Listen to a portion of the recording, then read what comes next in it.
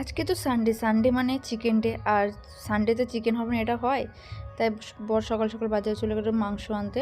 দেখো এখানে মাংস নিয়ে চলে এসেছে। আমি মাংসগুলো ভালো করে ধুয়ে টুয়ে নিয়েছি, আলুগুলো আমি ভেজে রেখে দিয়েছি। আর অবশ্যই ঠ্যাং আনতে বলেছিলাম, ঠ্যাংটা খুব খেতে ভালো লাগে মুরগির, আর এটা খুব টেস্টিও হয় খেতে।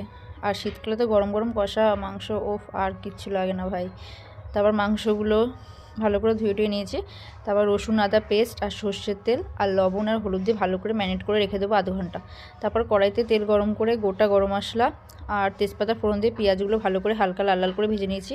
আদা রসুনের পেস্ট দিয়ে ভালো করে কষিয়ে নেব যতক্ষণ না আদা রসুনের গন্ধটা চলে যাচ্ছে। তারপর রেগুলার গুঁড়ো মশলা, ধনে গুঁড়ো, জিরা গুঁড়ো, লঙ্কা গুঁড়ো, হলুদ, লবণ সব ভালো করে দিয়ে ভালো করে কষিয়ে, মশলাটা হালকা প্রায় কষিয়ে আসলে টমেটো পেস্টটা দিয়ে আর একটু ভালো করে কষিয়ে নেবো যতক্ষণ টমেটোর গন্ধটা চলে যাচ্ছে।